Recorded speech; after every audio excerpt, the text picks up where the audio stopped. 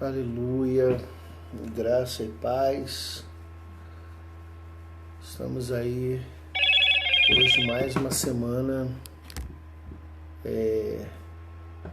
com a nossa live, a live de estudo, né, de ensino, que a gente vai trazendo. Já seja bem-vinda, Ana Cláudia. Seja bem-vindo. Não dá para ver a foto. Boa noite, Ana Cláudia Paz. Temos também uma pessoa ao vivo pelo YouTube. E nós estamos muito felizes. Irmãos, eu já quero informar para vocês que os nossos momentos de live estão encerrando. Boa noite, Gustavo, nosso secretário de esporte. Melhor secretário de esporte de Minas Gerais, irmãos, assistindo aí nossa live, seja muito bem-vindo. Então, falando para os irmãos que as nossas lives, elas já vão começando a chegar ao fim, porque nós vamos retomar agora os cultos durante a semana. Kátia, seja muito bem-vinda, nossa irmã amada. Manda um abraço para o nosso irmão Mazol. E aí a gente vai voltar ao culto da quinta-feira, né, que vai ser um culto de oração, de louvor. E no culto da quinta-feira nós vamos ter o estudo da palavra. Nós vamos ter uma mensagem pregada, porém a mensagem ela vai ser compartilhada. Então você vai poder compartilhar, você vai poder tirar suas dúvidas, você vai poder fazer perguntas. Não sei ainda se nós vamos conseguir fazer transmissão ao vivo desse culto. A gente está estudando uma forma de transmitir, irmãos, de modo que as pessoas possam perguntar, tirar dúvidas, participar da aula, né, da escola. Vai ser muito legal. Então fique preparado, porque a partir de 25 de novembro a gente volta as nossas atividades às quintas-feiras. E domingo nós entendemos, juntamente com a igreja, que é melhor nós mantermos as atividades às 18 horas. Isso tem sido muito bacana, muito produtivo para a igreja. Né? Ao invés de termos a escola dominical às 18 horas e depois o culto, a gente está tendo culto, está sendo um culto mais agradável, um culto com menos pressa. Então nós estamos muito felizes. Mas eu quero orar com você que já está conosco aí na live e agradecer ao Senhor pela sua vida. Deus, em nome de Jesus, eu quero te louvar pela vida dos meus irmãos que nos acompanham tanto pelo Facebook, como pelo YouTube, como pelo Instagram. Te agradecemos porque o Senhor tem nos capacitado, nos ungido, nos abençoado. Glorifica o teu nome, Senhor, na vida de cada um. Coopera para conosco nas nossas necessidades e abençoa, Senhor, que as direções que nós temos tomado sejam para a glória do Teu nome. Assim oramos, Pai, no nome de Jesus, agradecidos. Amém. Amém, queridos.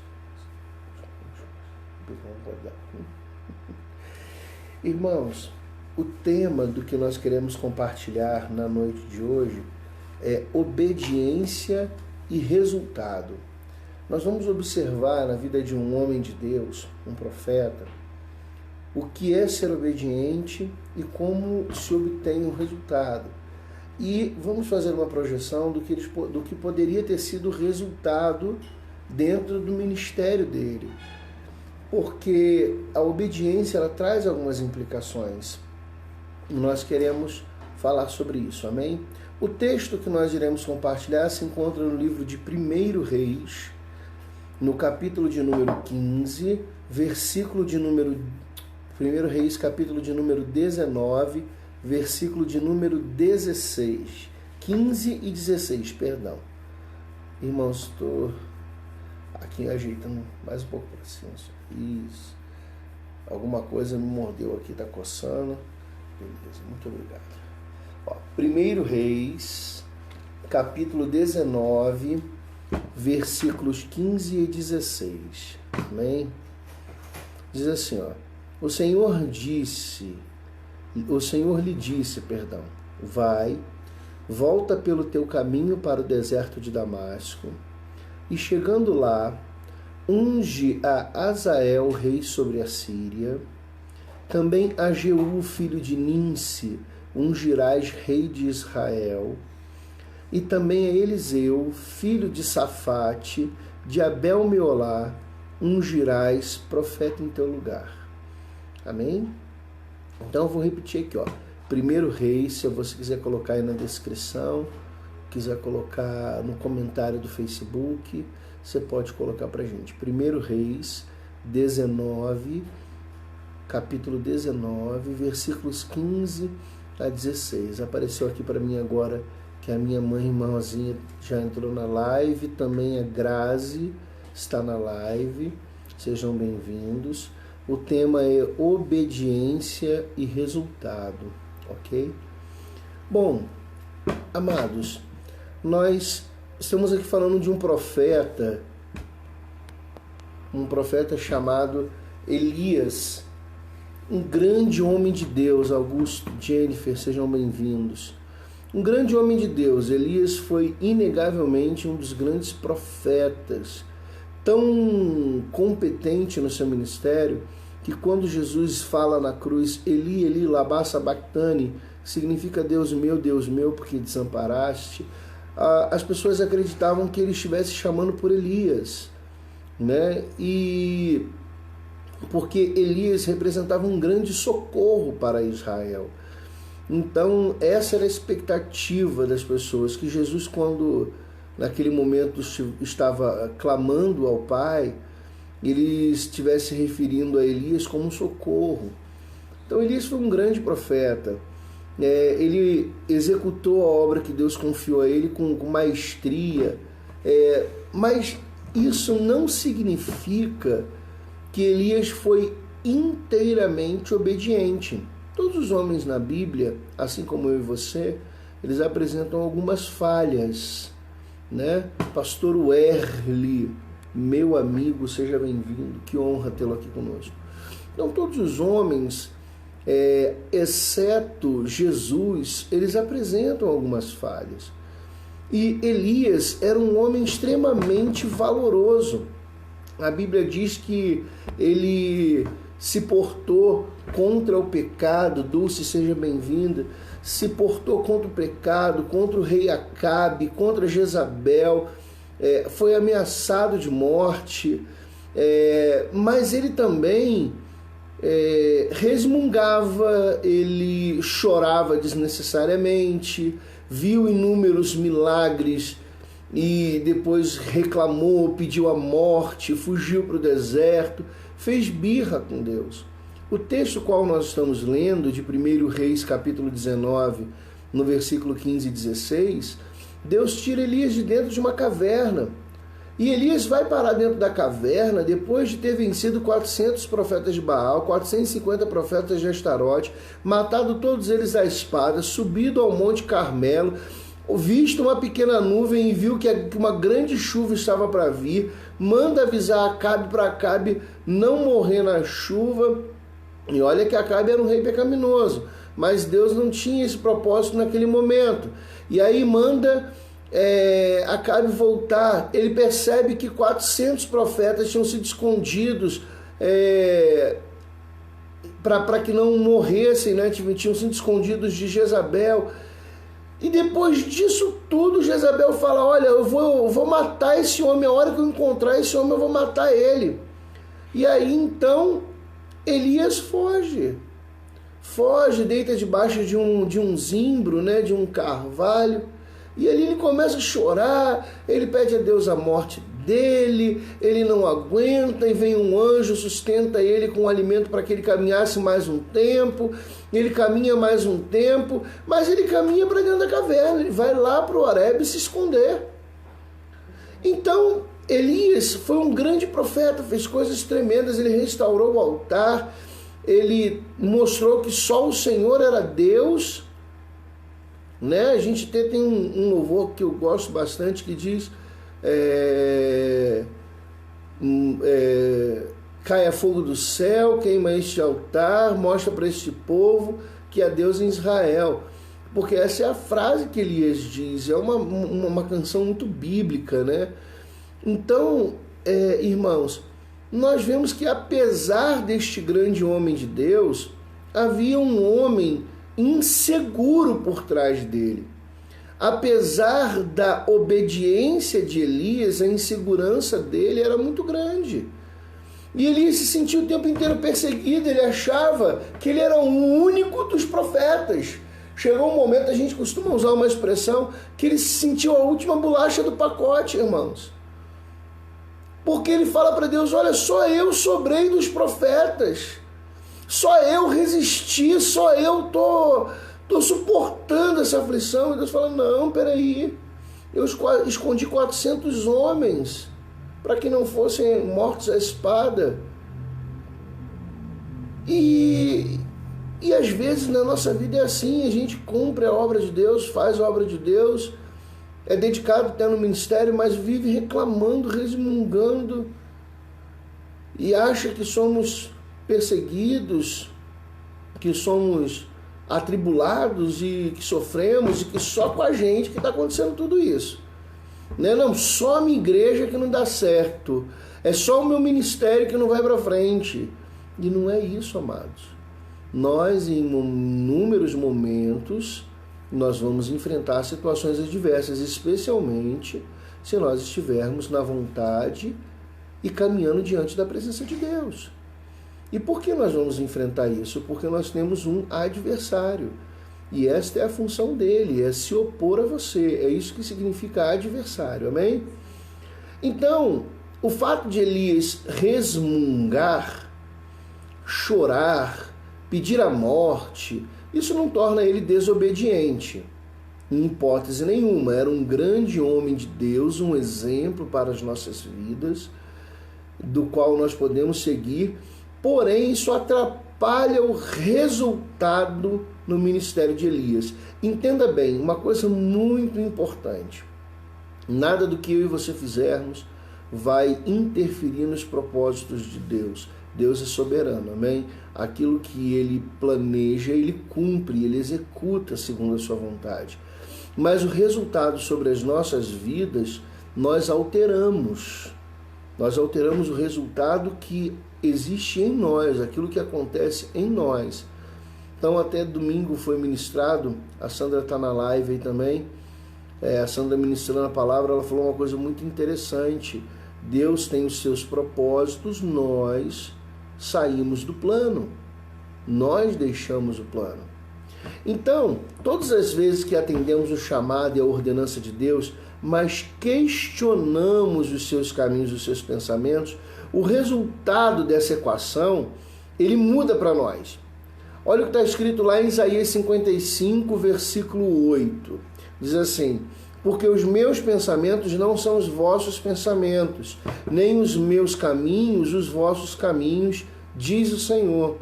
Olha o que Deus está dizendo. Eu fiz um plano, um projeto, eu tenho um propósito e chamei você para viver o meu propósito.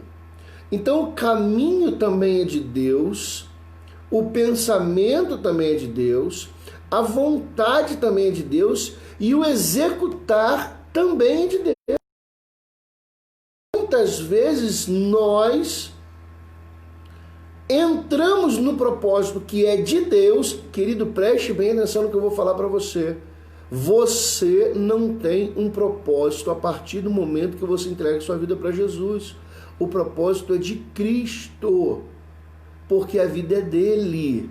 Você entregou para ele. Então você vive o propósito de Cristo. Não dá para você viver o propósito de Cristo da sua maneira. Mas nós criamos expectativas. A Bíblia até fala isso, que o coração do homem faz planos, mas a palavra certa, ou a resposta certa vem de Deus. Porque Deus é que tem os seus caminhos. Então, olha o que o texto está dizendo para a gente. Olha, os meus pensamentos não são os vossos pensamentos. Você está achando que Deus quer te levar para uma direção A, e Deus quer te levar para uma direção A passando por um local B.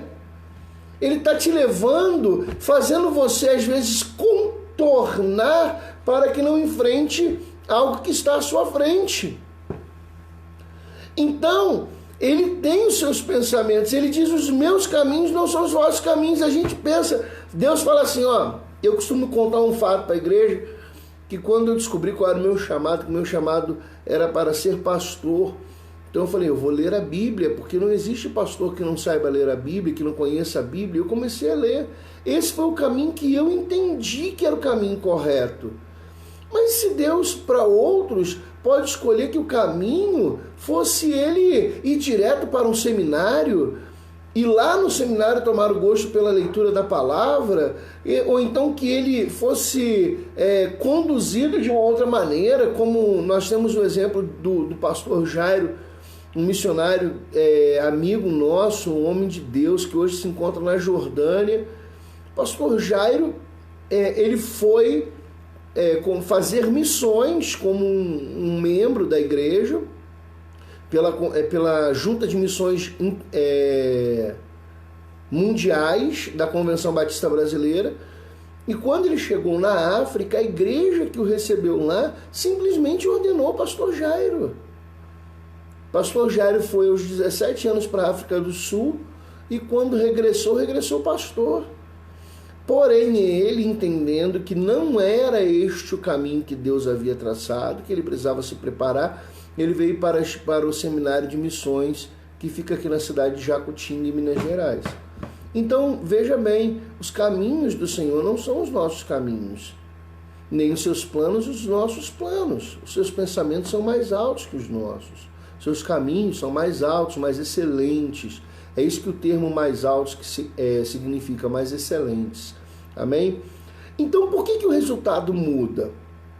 Pelo fato de que passamos a carregar um peso, um fardo, que não havia da parte de Deus interesse que suportássemos. Olha, irmãos, é muito bonito quando a gente lê lá no Evangelho, Jesus dizendo assim, vinde a mim, todos vós que estáis cansados e oprimidos, e eu vos aliviarei. Tomai do meu jugo e do meu fardo, que é leve e suave, e aprendei de mim, que sou manso e humilde de coração. É muito lindo. Porém, quando Deus colocou o homem no jardim, a expectativa, o propósito do coração de Deus não era que o homem carregasse um fardo que no futuro fosse necessário trocá-lo. Deus não preparou para mim e para você nenhum tipo de peso, nenhum tipo de fardo. Olha o que diz a palavra de Deus. 1 Coríntios, capítulo de número 10, versículo de número 13. Não veio sobre vós tentação senão humana, mas fiel é Deus, que não vos deixará tentar acima do que podeis. Antes, com a tentação, dará também um escape, para que possais suportar.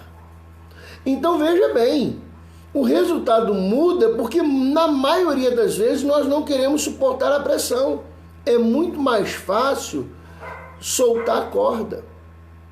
É muito mais fácil pular do barco do que esperar Jesus apaziguar a tempestade. Então, às vezes, nós começamos no ministério com a expectativa de que o ministério vai ter excelentes resultados. E claro, irmãos, você tem que ter essa expectativa, mas você não pode esquecer que vão haver tribulações.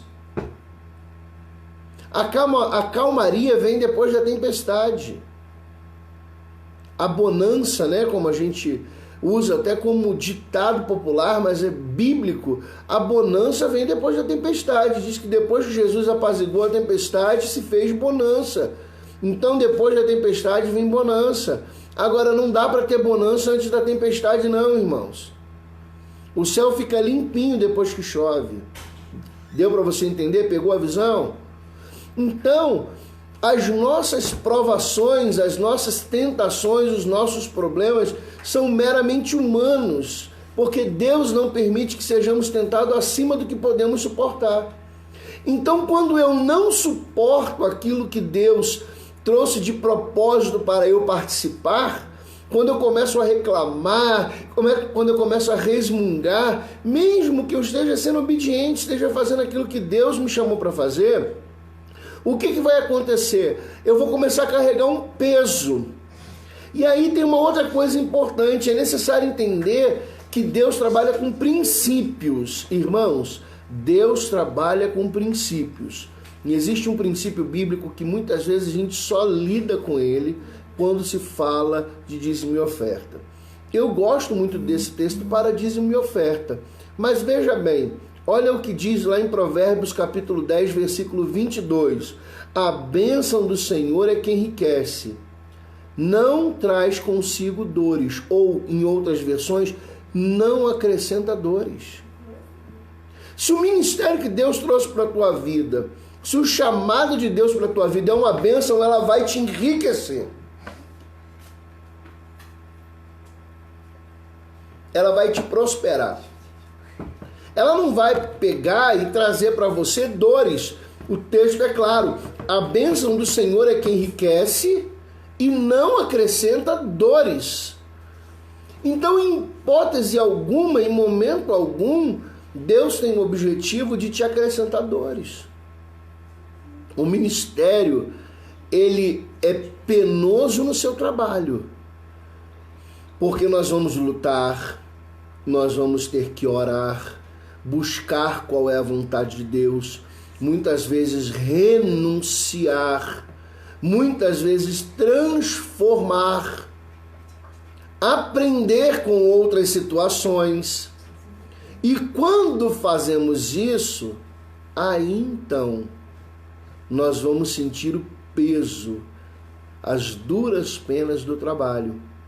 Porém, a nossa recompensa está no Senhor.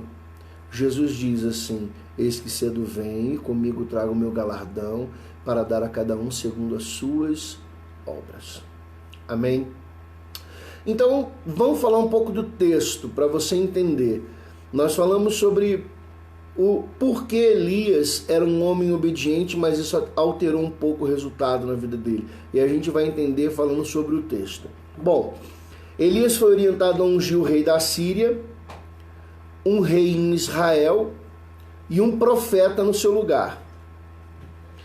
Elias encerra o ministério ungindo um rei sírio que deveria trazer castigo sobre Israel, ou sobre o reino do norte. Uma coisa muito importante que a gente precisa entender aqui. O objetivo do profeta nunca é trazer castigo. O profeta, ele traz arrependimento. O profeta não traz juízo, ele traz arrependimento. Isso é uma coisa muito importante para que nós venhamos lembrar. Então Elias, ele unge um rei que este sim vai trazer juízo sobre Israel, sobre o reino do norte, onde estava reinando Acabe. Ele unge Jeú como rei de Israel no lugar de Acabe. Jeú, ele tem a missão, a responsabilidade de matar Jezabel. E aí Jeú então mata Jezabel. Matando Jezabel, ele assume o trono, porque Acabe era o rei, mas quem comandava mesmo era Jezabel. Jeú assume o trono. E Elias unge a Eliseu no seu lugar. Então preste atenção. Elias passa toda a trajetória da sua vida guerreando profeticamente contra o pecado que havia nos dias de Acabe. Acabe, rei de Israel, e Jezabel, sua mulher. Mas quando Elias começa a reclamar tanto, o resultado muda. E qual é a mudança no resultado? O juízo não vem no tempo de Elias. Um novo rei na Síria é levantado para trazer juízo sobre Israel. Um novo rei é levantado. E um novo rei em Israel é levantado igual que era Acabe. A diferença é que Jeú não traz os ídolos de fora. Ele cria ídolos dentro de Israel. Então, nós precisamos entender que agora ele, além de não ver o arrependimento, a transformação do reino, ele ainda vai ungir um outro profeta no lugar dele. Então o legado de Elias se encerra. E agora ele vai transferir o legado para outro. É importante a gente entender isso. Elias luta contra o pecado do reino do norte de Israel, mas quem castiga Israel é um rei sírio. A nossa função no ministério nunca é trazer castigo ou juízo, mas arrependimento. Pastor, então não posso pregar uma palavra dura? Claro que pode. Você só precisa entender se a sua palavra ela está trazendo arrependimento ou só machucando o povo. Muitas vezes o povo de Israel ele só foi machucado, mas ele não se arrependeu. Nós precisamos trazer arrependimento para o povo. Amém? Então guarde isso no seu coração. Elias foge do furor de Jezabel, sua maior perseguidora, e mesmo derrotando seus profetas, não destrói ela. O princípio da honra, guarda isso, irmãos, olha, isso é muito importante. Eu estou com meus filhos aqui em casa, minha esposa, isso é muito importante. O princípio de honra do Senhor é inviolável. Profeta trava guerra com profeta. Jezabel era uma rainha pagã de uma outra terra e é vencida por um homem que atentava nas mesmas idolatrias, mas com procedimentos diferentes. Giovanni, seja bem-vindo. Preste atenção. Jezabel ela foi derrotada por alguém do mesmo nível de pecado dela. Ela estava em pecado e ela sucumbiu a este homem. Agora Elias não precisava guerrear com Jezabel, nem com Acabe. Ele guerreia contra os profetas e ele mostra quem é o profeta do Senhor. E você conhecendo quem é o profeta do Senhor, você também conhece o Senhor. Por isso que eu falei domingo na igreja, a Bíblia diz assim: crede nos seus profetas e prosperareis. Conhece um profeta do Senhor, a Bíblia diz que aquele que recebe um profeta na condição de profeta, recebe o galardão do profeta. E qual é o galardão do profeta? É o arrependimento. Então guarde isso no teu coração. Deus traz a sua bênção porque você creu no profeta do Senhor, se arrependeu, então a bênção do Senhor te alcança. Amém? Guarde bem isso.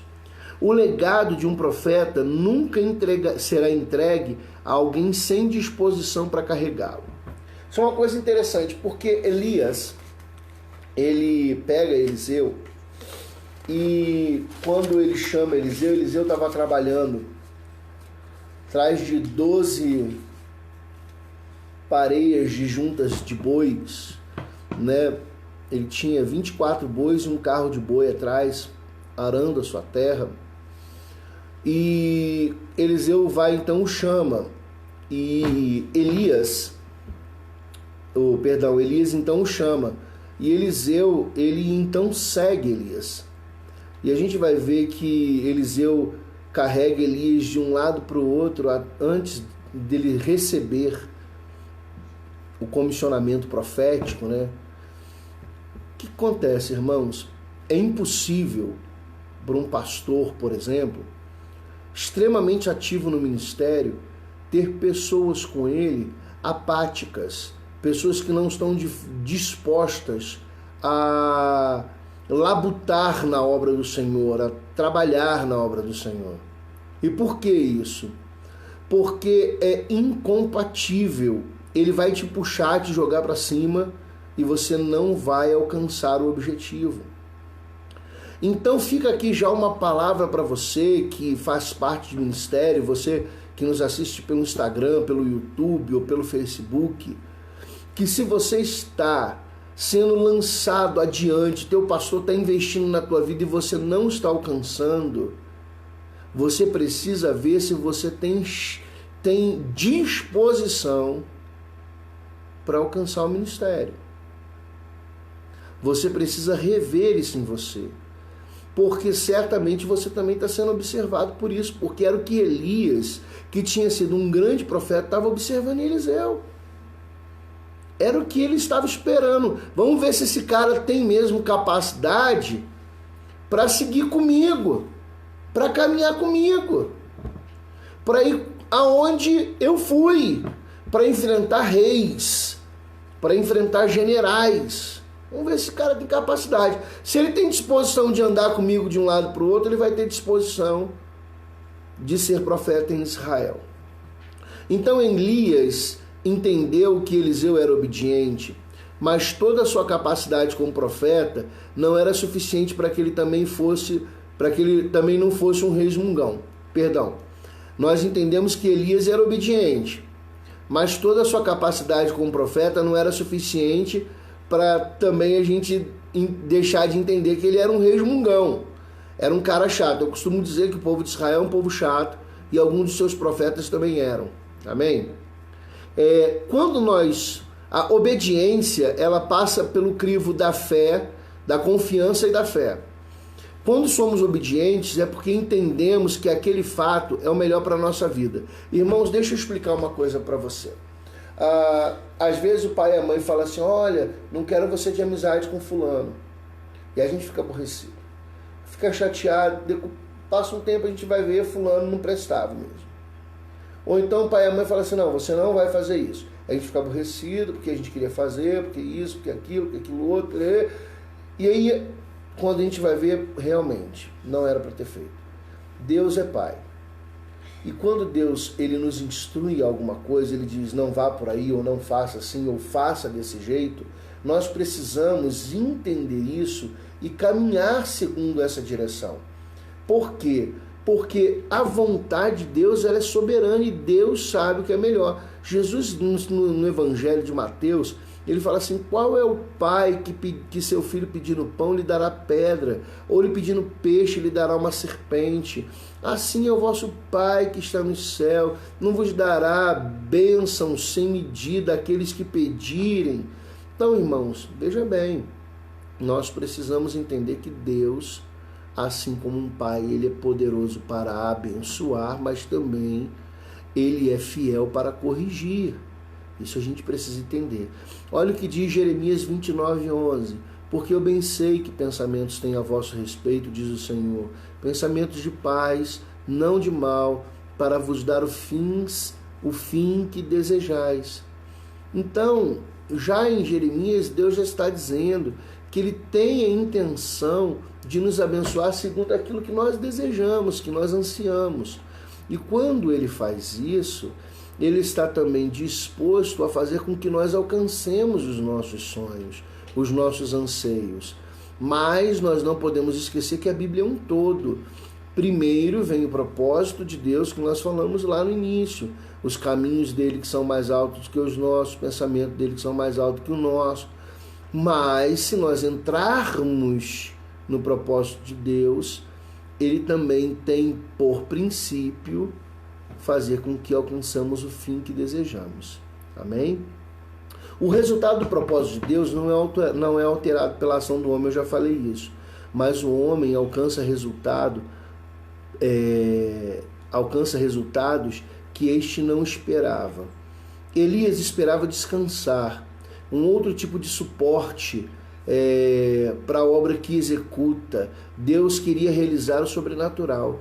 Olha só, Elias estava cansado, já enfrentei profeta, já matei profeta, eu já não aguento mais, eu quero morrer, deixa eu deitado aqui no meu canto que eu vou ficar na minha, e é isso que eu vou fazer, eu vou ficar quieto. Mas só que Elias queria ajuda. Ele dizia, porque eu sou o último profeta, eu sou a última bolacha do pacote, eu sou a última cocada da padaria do Tiaguinho. Ele se sentia o tal, né? E aí, irmãos, nós pegamos e vemos que enquanto ele tinha expectativa de ajuda, Deus tinha a proposta do sobrenatural. Ei, irmãos, vou falar aqui baixinho, pertinho da tela. Será que você não está buscando ajuda demais? ao invés de viver o sobrenatural? Será que não está reclamando demais ao invés de viver o sobrenatural? Será que você não está esperando que o fulano, o pastor, o líder, o diácono, o missionário vai fazer alguma coisa por você, vai te ajudar a chegar, vai te ajudar a alcançar o ministério quando Deus quer realizar o sobrenatural na tua vida? Elias sozinho matou 850 profetas de Jezabel. Isso era o sobrenatural de Deus. Gideão venceu uma batalha com 300 homens. Irmãos, preste atenção. O que Deus quer fazer na tua vida? E às vezes nós estamos aí murmurando, resmungando, ao invés de entender o agir de Deus. Você pode ser obediente ao seu pastor, você pode ser obediente ao seu líder de célula, você pode ser até obediente a Deus no ministério que Ele te mandou, mas se você vai resmungando, se você vai murmurando, se você vai questionando a direção que Deus te enviou, você precisa rever seus conceitos, amém?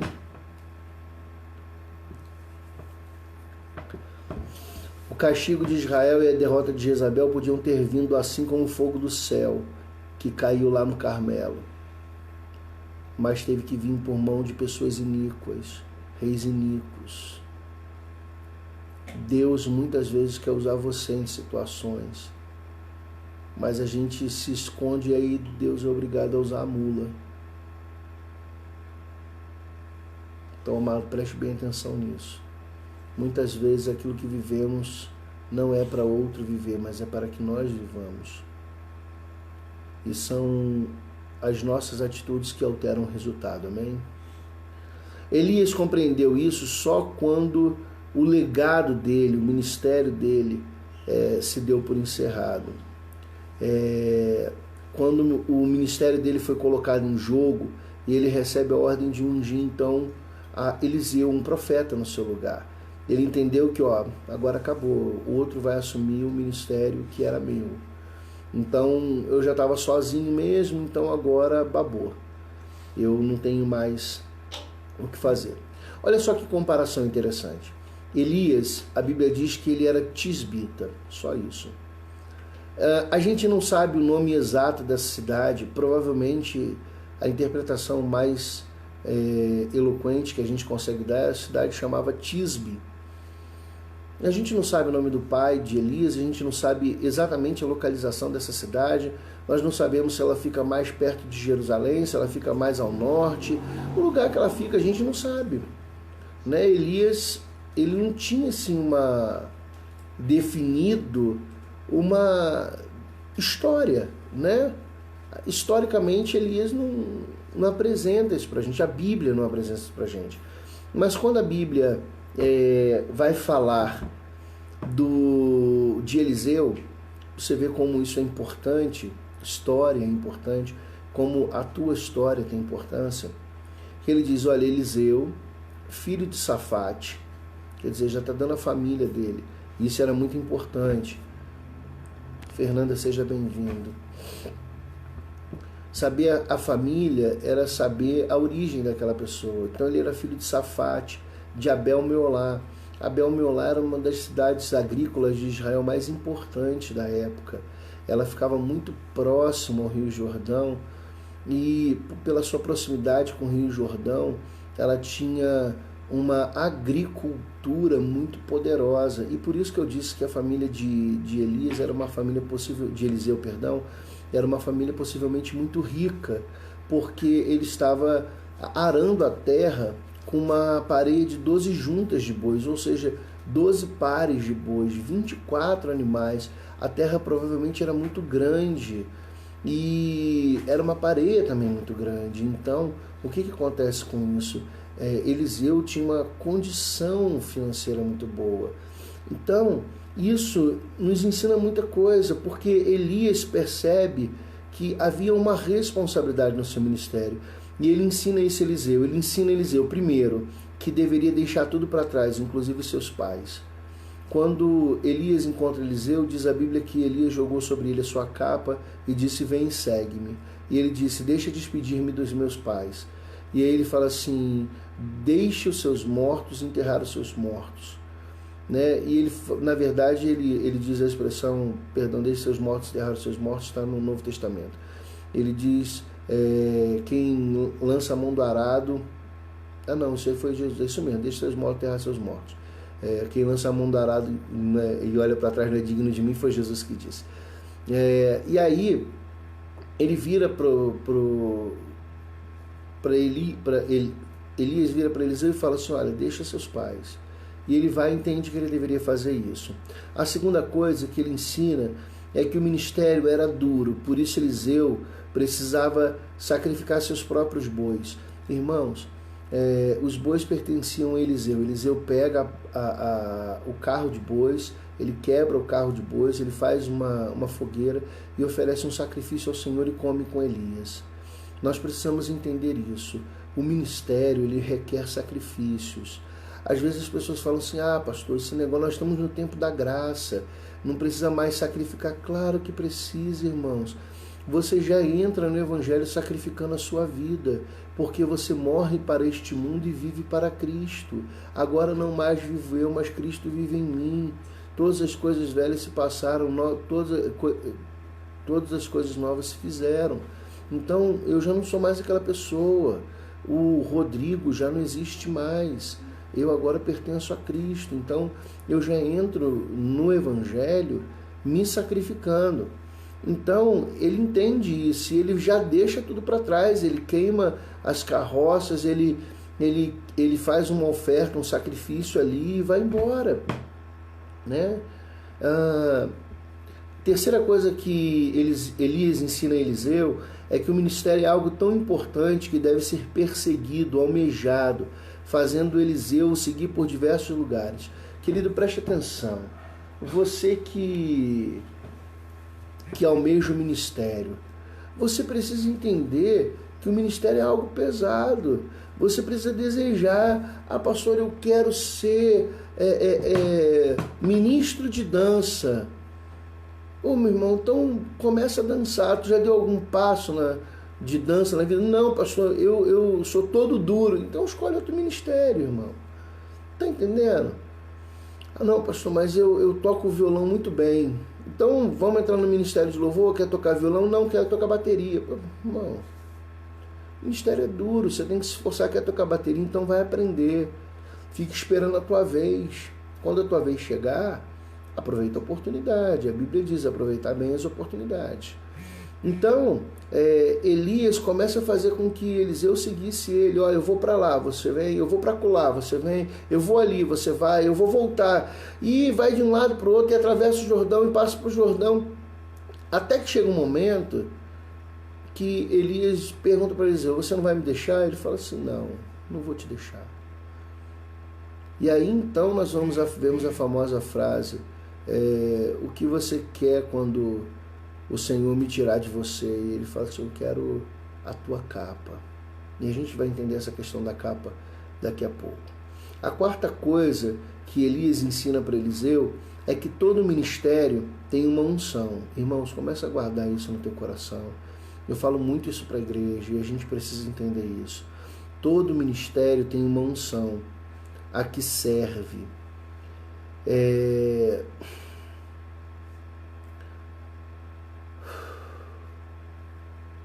Eu fico até um pouco emocionado pensando nisso, porque isso é muito sério. Todo ministério tem uma unção a que serve e a representação disso para Eliseu era a capa de Elias, né? A unção de Elias estava representada na capa dele, e Eliseu desejava aquela unção. A unção que você serve é nela que você vai prosperar. Irmãos, entenda uma coisa. Se você serve uma unção de desonra, você não vai ser uma pessoa de honra. Se você serve uma unção de fraqueza, você vai ser uma pessoa fraca. Agora, se você serve numa unção de ousadia, você vai ser ousado, você vai ser eficaz. Irmãos, nós precisamos entender isso. A unção que a gente serve é nela que a gente prospera. Se você está num exército falido, você vai falir.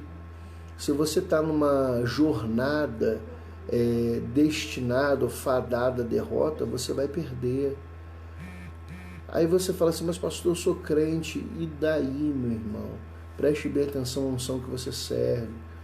Elias era um homem que ele era extremamente respeitado por onde passava, e ele era reconhecido por causa da sua capa. A sua capa identificava ele como profeta, e Eliseu queria servir a mesma unção, por isso ele queria a capa. Por isso a capa era importante, porque ele queria a mesma unção, ele queria ter o mesmo reconhecimento profético. Então, se você serve uma unção que honra e obedece, você prospera para o bem da obra e da sua carreira. Como disse o apóstolo Paulo, completei a carreira. Agora, se você serve uma unção sem honra, certamente você será mendigo no seu ministério. Como o cego que Marco diz que estava à beira do caminho e de um salto se levantou e deixou a capa.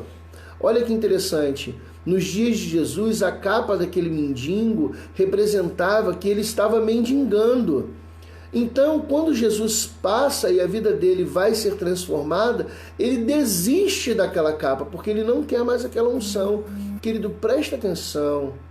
Muitas vezes nós estamos à beira do caminho que Jesus traçou para a nossa vida. Os caminhos do Senhor são mais excelentes, são mais altos. Sai da beira do caminho. Para de mendigar na presença do Senhor, porque Ele tem coisas grandes para te oferecer. Então você precisa colocar isso no teu coração também. Então, ele demonstra que aquela unção ele não desejava mais servir, ou seja, mendigar, estar à beira do caminho. E aí eu quero concluir essa live com algumas perguntas. Que tipo de resultado você deseja alcançar através do seu procedimento? Da maneira que você age no ministério, qual o tipo de resultado você quer alcançar? Você quer prosperar na obra de Deus? Você quer viver o melhor de Deus na tua vida? Então, você precisa avaliar o tipo de resultado que você quer alcançar. Por que você não está alcançando? Se você não está alcançando, será que é porque você não tem sido obediente, mas resmungão? Ou não tem sido obediente? Não tem atentado à voz do seu pastor e do sumo pastor, que é o Senhor Jesus Cristo? Segunda pergunta: onde você deseja que seu ministério estabeleça uma unção de honra ou de desonra? Irmãos, tem muitas pessoas que estão estabelecendo seu ministério debaixo da desonra e por isso não prosperam. E quando nós estamos estabelecendo nosso ministério debaixo da desonra, nós vivemos sobre maldição, vivemos sobre doenças, vivemos sobre enfermidades. E quando a gente fala sobre enfermidades, a gente não está se referindo a doença, fiquei gripado. Não. Nós estamos falando sobre aquelas coisas crônicas que afetam o ser humano de uma maneira mais profunda. Quanto você está disposto a caminhar para alcançar o resultado frutífero do trabalho que o Senhor lhe propôs? Irmãos, a jornada pode ser de uma noite, mas a jornada pode ser de 3 anos. Jesus, quando manifestou publicamente seu ministério, ele caminhou com os discípulos durante 3 anos. Ele não se apresentou hoje e foi crucificado amanhã. Ele fugiu, tentaram matá-lo, tentaram prendê-lo. Ele saía de uma cidade para outra, às vezes, sem ser acreditado. E nós queremos só bons resultados no nosso ministério? Nós precisamos pensar. Então, quanto a gente está disposto a caminhar para alcançar resultado frutífero? Uma boa árvore, ela pode dar bons frutos no primeiro ano, mas quanto mais ela crescer e for preparada, for adubada, for tratada, mais ela vai produzir nos próximos anos. Então preste bem atenção nisso. Para que a gente conclua essa mensagem, 1 Samuel 15, 22, no meio do versículo, Samuel diz assim: eis que obedecer é melhor do que sacrificar. Aquele que aprende a obedecer, ele não vai precisar sacrificar tanto. O sacrifício maior você já fez, entregou a sua vida para Jesus, amém? Então, se você obedecer, você agora não precisa sacrificar, desde que sua vida esteja na mão de Jesus, amém? E 1 Coríntios 3, versículo 8 diz assim: ora, o que planta e o que rega são um, mas cada um receberá o seu galardão segundo o seu trabalho. O apóstolo Paulo, ele estava se referindo no capítulo anterior sobre que Paulo pregou, Apolo regou, mas Cristo que deu o crescimento. Ele está dizendo que o que planta e o que prega, eles são um. Tanto faz se você planta ou se você rega, mas cada um recebe o seu galardão. Então, não adianta você querer receber da parte de Deus o que eu recebo, porque o que Deus tem para você é o que eu não vou receber, porque Ele tem algo na sua vida que eu não tenho. Então, quando Ele trouxer o resultado da obra da sua vida, vai ser diferente do meu. Porém, nós somos um. Isso vai produzir o crescimento. Então, se você prosperar no teu ministério, for obediente, o resultado disso vai fazer com que o meu ministério também prospere. Então, nós somos um, tanto que planta quanto que rega. Mas cada um de nós vai ter o nosso galardão. Por isso, corra atrás do resultado que Deus tem preparado para você. Porque se você fizer assim, Deus então vai honrar a sua vida. E quando o teu galardão chegar, você vai poder completar na minha vida aquilo que me falta. Eu desejo completar na sua vida aquilo que te falta, amém? Queridos, que Deus te abençoe. Eu vou deixar salva essa live no IGTV. Também vai estar salva no nosso canal do YouTube, Pastor Rodrigo de Almeida. E você depois pode ruminar sobre ela, pode meditar sobre ela e estudar um pouco mais. Deixe seu comentário, tire sua dúvida, mas que Deus te abençoe de uma maneira poderosa, amém? Eu vou orar por você e nós vamos concluir essa mensagem. Pai, em nome de Jesus, eu quero abençoar a vida dos meus irmãos, dos que entraram, acompanharam, que assistiram até o final, daqueles que não puderam ficar até o final, daqueles que precisaram sair, daqueles que vão assistir mais tarde. Eu abençoo a vida deles, na autoridade que há no nome de Jesus. E te agradeço por cada um. Abençoa a vida deles, transforma a vida de cada um, assim como a minha também eu te peço, seja transformada. E que o Senhor nos faça prosperar. Que nós estejamos debaixo de uma unção, assim como a unção de Elias, que era reconhecido por onde passava. E que os resultados que venhamos a alcançar sejam assim como o de Eliseu, que dobrou o número de milagres realizados por Elias. Pai, nós te agradecemos e te pedimos que o Senhor também assim nos prospere, na autoridade do nome de Jesus. Amém e graças a Deus. Que Deus te abençoe e fique em paz. Domingo, 18 horas, nós estaremos reunidos na igreja para adorar ao Senhor. Amém? Fique com Deus.